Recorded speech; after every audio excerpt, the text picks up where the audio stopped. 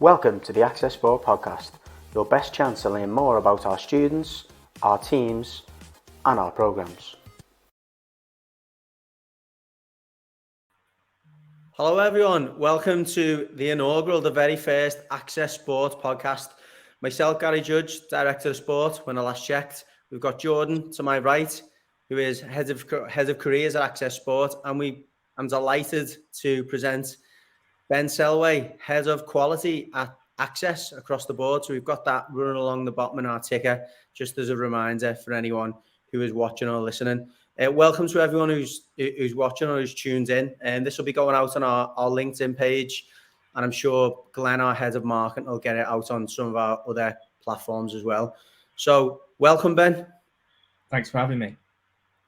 Absolute pleasure. Jordan?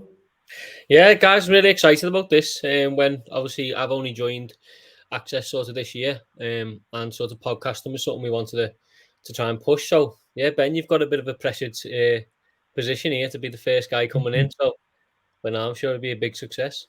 No, so for the benefit of everyone, we've got a set of questions that we'll be running through. There'll be the same 5 questions, and then we'll throw a curveball in at the end, which I'll leave Jordan to. But yeah, the idea of the podcast is to introduce everyone to the team at Access, both on the creative side, the sports side, and eventually to get some employers on. We've got some interesting stories about their journey and some current students and previous students as well. So we'll try and mix it up as much as possible. But without further ado, Ben, your first question is coming up from Jordan. So Ben, we just want you to talk to us a little bit about your journey, sort of career-wise. As Gary said, we want to try and obviously get a wide range of people on. And just for people who are obviously watching or listening, just to get an idea of the different sort of career paths that are out there. Absolutely. I think for me to kind of talk about my career, I need to go way back to school, really. I've always been interested in music, but particularly music technology was something that really interested me from, about the age of 14. Having a PC, having a piece of software and just dragging around audio that I definitely downloaded from a legal source, and moving things around and playing around with sound is something that always interested me from a young age. I did fairly well at school, and I think what's quite interesting about my career journey, if you like, certainly thinking back, being fortunate to really know what I wanted to do at that age. I don't think that is always the case, is it, for young people? You don't always know what you want to do at 14, 15. But what I did do is I knew I wanted to do something in music. Interestingly, at the time, I had some careers advice. So I went and saw my careers advisor, who actually advised me based on my predicted grades that actually I shouldn't pursue vocational education. I should pursue my A-levels. I should go and do my A-levels. I should do maths, English, physics and PE. So there's a bit of sport in there, guys. And that's what I should do. I should go away and do that. And then actually what I can do based on funding is do my vocational education afterwards. So I was aware of Access to Music, which was local to me at the time. I saw the prospectus. This is going back a long time now. Was very interested in it, but was kind of talked out of that particular route. Not talked out of it fully, but talked out of it in a way that do this first and then move on to that. And I think from my point of view, it's like, okay, well, that seems like a logical thing. That's a sensible thing to do. But then, going from school, very fixed thing, structured, every day's been the same since I was 5, very structured way of working, to then going into a college environment and studying A-levels in it's a full-time course, but, in comparison to school, it's a lot less hours, isn't it? And then getting on the train and meeting new people and meeting new friends. I wasn't fully bought into it. I didn't really, the A-levels thing, just despite academically, it was fine for me. It was something that, I could have certainly pursued. It just didn't click. I had this passion. I really wanted to do it. And I ended up dropping out of my A-levels. So that was a key kind of moment, a key decision was, this just isn't working for me. And I think I lasted to February. I think my attendance wasn't very good. I just wasn't really feeling it and wasn't really learning. I wasn't really prepared to learn. That wasn't on the establishment. That was on me, as an individual. It wasn't for me. It wasn't anything to do with teaching or subjects. I always liked English. I always liked maths. It's not something that I wasn't interested in. generally, but just at that particular point for that career progression, it just wasn't for me at that time. So I went out there, and I've seen some of the questions, so I'm going to flit around a bit, I think, naturally through this conversation. So I dropped out of my A levels. I lived at home, obviously, and across the road from my house was a pork pie factory. So this is a nice segue for you guys. And when I say it was right over the road from the house, like my house was on the on the main road, and it was the opposite side of the main road. And it must have been a lovely smell that every morning. Sometimes it was all right, depending on what they were cooking. So what I did was, I went over there and got a job, basically full-time job, straight into that. 6 till 2, 2 till 10 shifts for from February through to September. And in that time, I was like, I'm not prepared to do this longer term. It's a really good learning experience for me, in terms of massive respect for people who do that job, and earn their living through that. But it wasn't for me, and it really solidified for me that time's precious, really important, formative time in my life. I need to go and do this thing that I really wanted to do, and that was to go and study music. So enrolled at Access to Music on a full-time level 3 course. It was vocational. It was something that I was really passionate about. And interesting fact here is that Tommy was my course leader and Sean South was my course leader. So, 2 names that I'm sure people future episodes. Future episodes. So, executive head of operations and head of compliance are both taught me, and great, really good guys, really good teachers, and learned a lot from them. And I think that experience of being in an environment where it was vocationally led, where you can work on something that's your passion, you couldn't get me out of the place. I was in there all the time, and Tommy will say that, you had to kick me out at closing time, and it used to run into the evenings, and I would be in there until the last train home, sat at a computer, sat in the studio, just trying to, make music. And then from there went to university. I studied in near London, Buckinghamshire. So it was a production degree, music production degree. And this is really like, again, a bit of learning for people to take away, really, is do your research. Really do your research about where you want to go to university, the town, the environment, the kind of connections, the curriculum, everything. Make sure you really kind of know what you want to do, because I didn't really do that, and I picked a place that actually was not great to live in and not a great course in my view.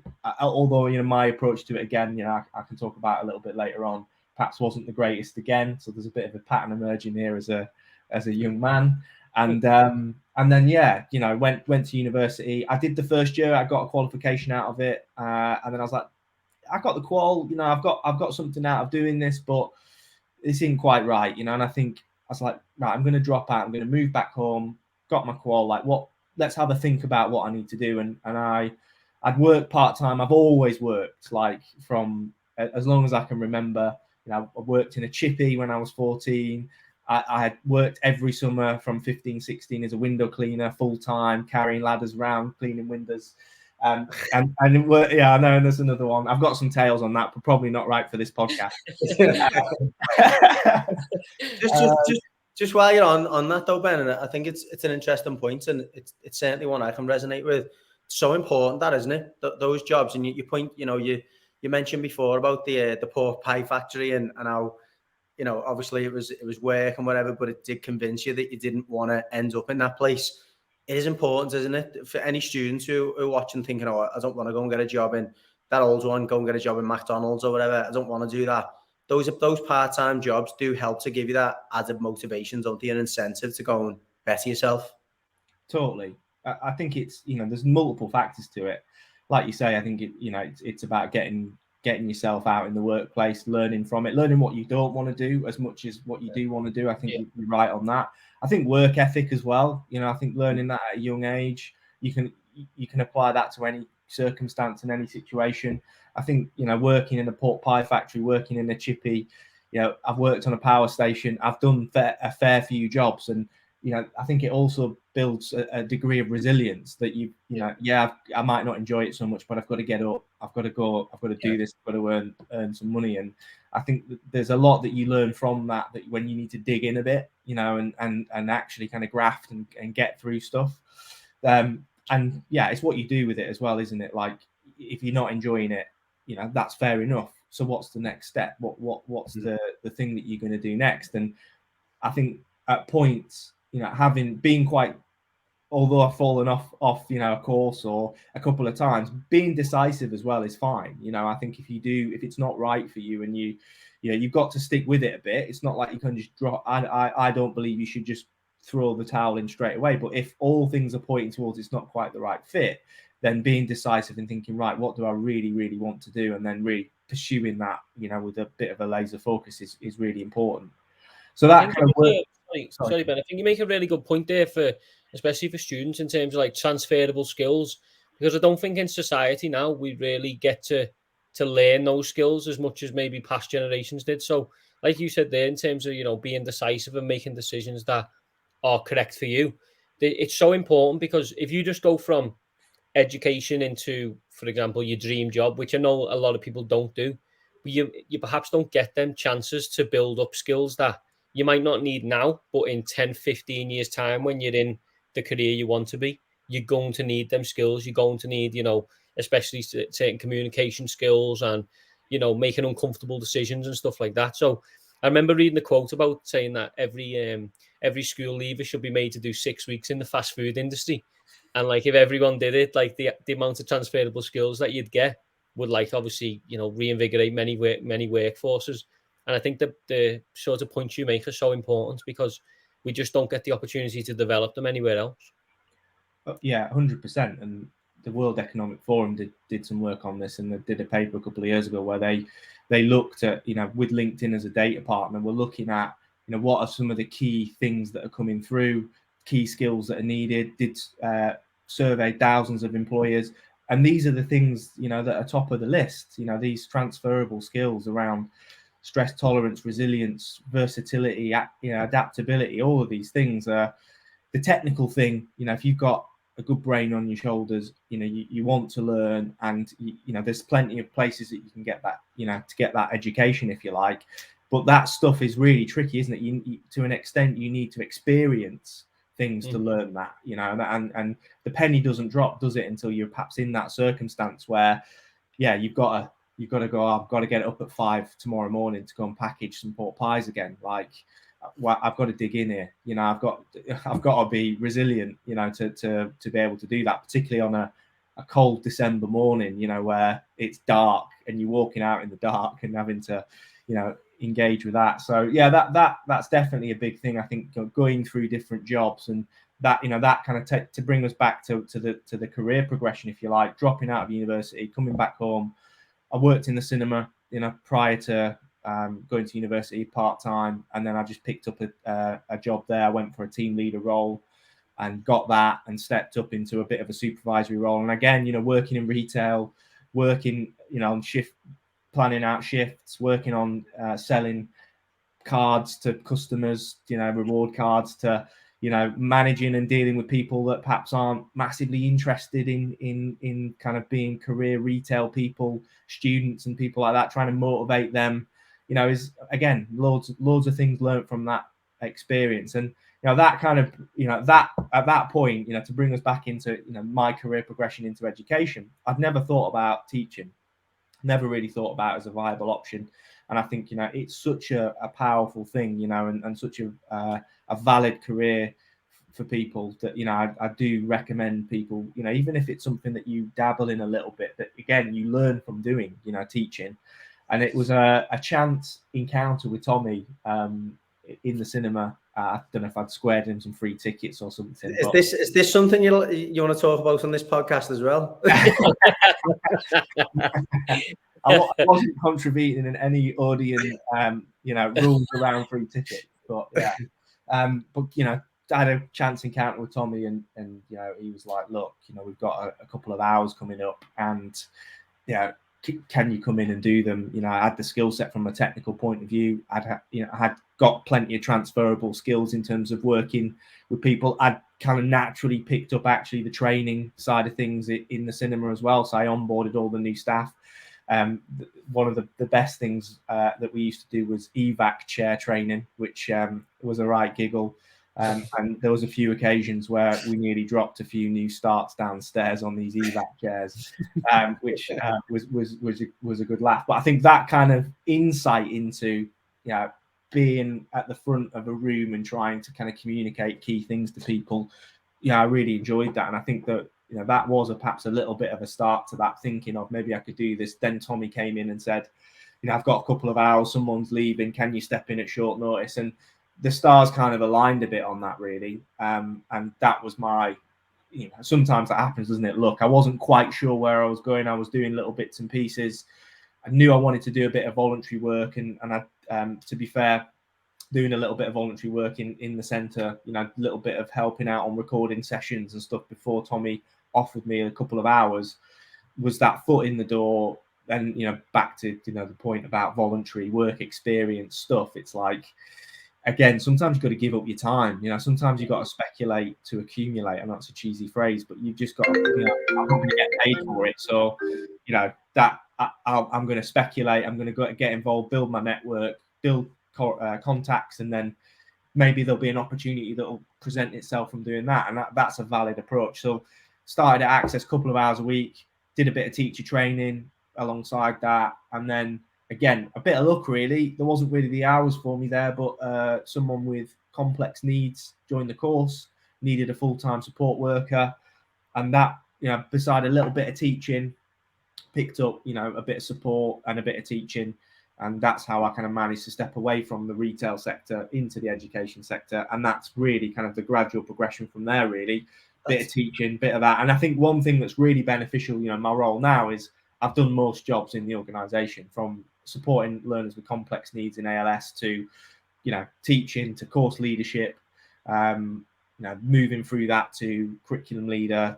And again, speculating to accumulate a little bit here, going above and beyond, helping Sean out with various bits and pieces that I wasn't really being paid for, but thought, do you know what, I really am interested in this. I really want to get involved. And I think that, again, kind of put me in good stead to step into opportunities that presented themselves. Couple of things I want to pick up on there, Ben, which I think, in my opinion, is significant.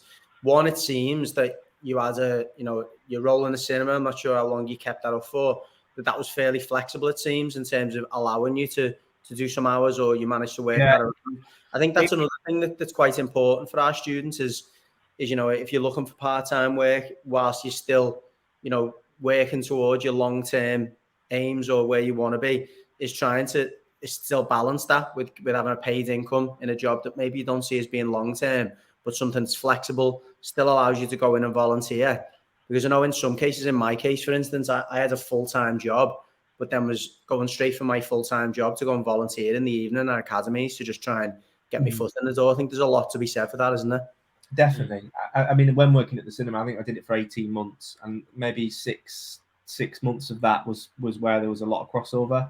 I mean, I kind of positioned myself strategically where I was in charge of the rotors, so there was a little bit of strategic kind of placement. If you like. Credit for that. Yeah. And then from there, I mean, similar to that, Gary, where you've got to put the work in, like teacher training for Access. Fortunately, got put through it, and we did some in-house training. I remember doing level 5 teacher training around the job. It's always tricky, isn't it? But I actually did make a decision probably 2 or 3 years into teaching that I really did want to go and get that degree. I wanted a full bachelor's. I really wanted to kind of see that through. So I think kind of mid-20s, there was very much a period of real hard work and having to dig in. I was doing full-time course leadership. I had about 40 students.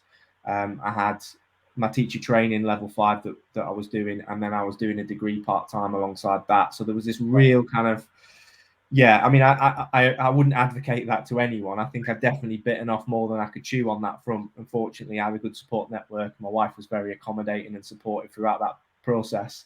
But I think that laid the groundwork for where I am now. And then moving out of, getting the degree finished, did some work across centres as a curriculum leader, worked in York and worked in Lincoln, and then moved out of that into the quality team. And I've been in the quality team for about 6 years, doing observations, to designing process. And now I'm head of quality and managing all quality managers.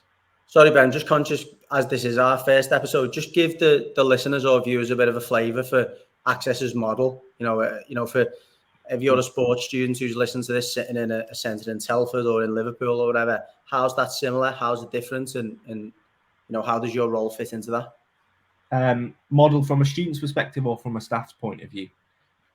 A bit of both, I guess, because we have got similarities in terms of us being geographically spread. But just talk to us a little bit about Access Creative's model in that sense. Yeah, absolutely. So we run a standardized curriculum. We have 7 creative sites and 15 sports sites across the country, all spread from Plymouth all the way up to Penrith, across to Norwich. It creates a fairly big triangle across England for us to cover.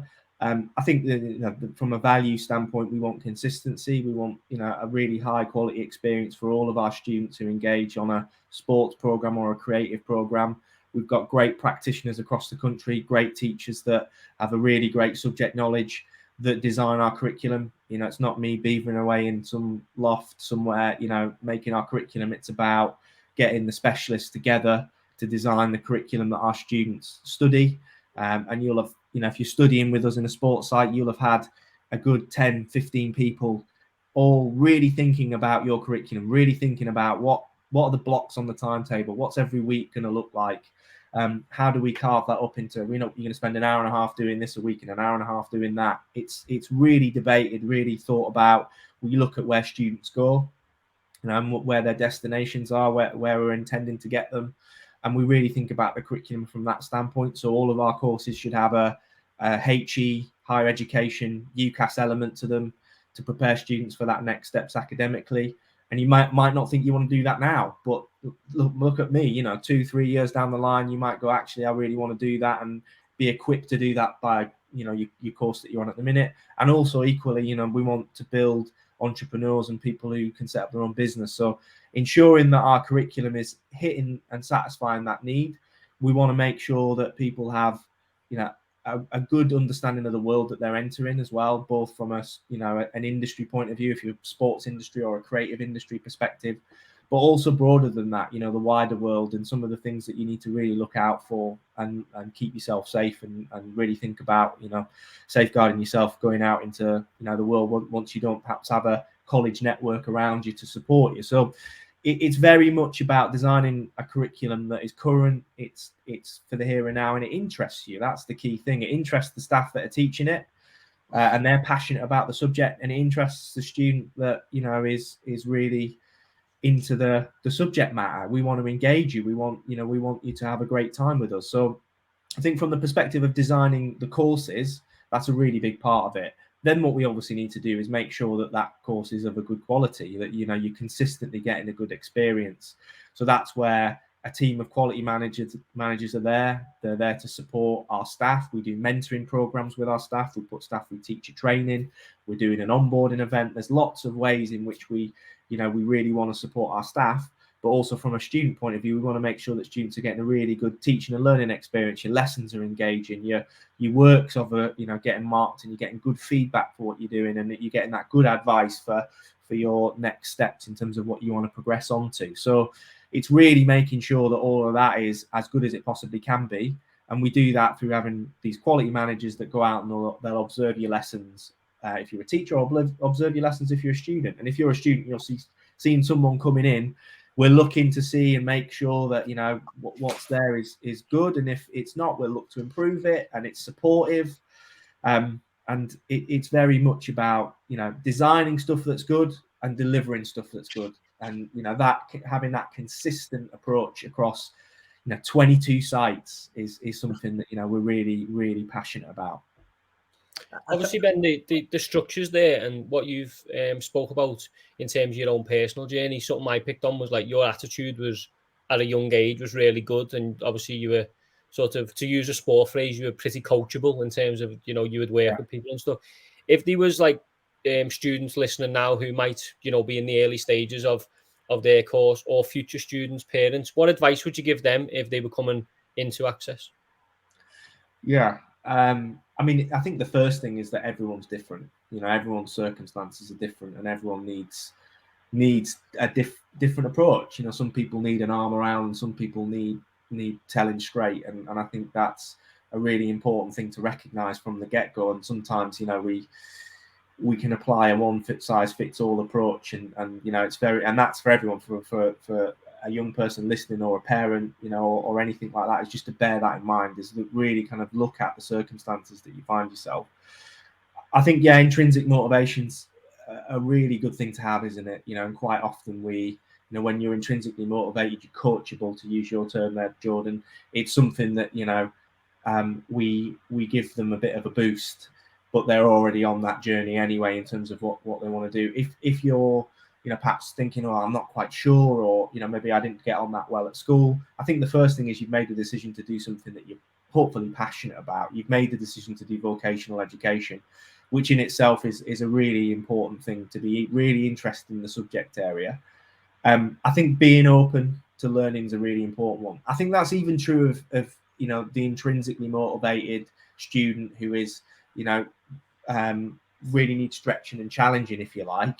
I would, you know, I don't want to inflate myself too much and come across like, you know, I'm a know-it-all. I'm absolutely not. But I think my approach to my education at times has been like that, you know, and I think there has been points where I don't think I've been open enough to learn, and I think, you know, I've been closed off to that learning, and at points, not all the time, and I think I could have got more out of what I was doing at times. I think one of the key things, really, the first thing I would say, is be open to learn in every interaction that you have. You know, if you're turning up, you know, you're getting on the bus, you're traveling an hour into your delivery site to get, you know, a full day of teaching, think about that as an opportunity. You know, that is an opportunity for you to spend a day learning something you didn't know before. And that might not come from an A to B teacher stood at the front of a classroom telling you something. That might come out of an interaction that you have with a peer. It may come out of something you learn on the pitch where you realize that perhaps you did something wrong.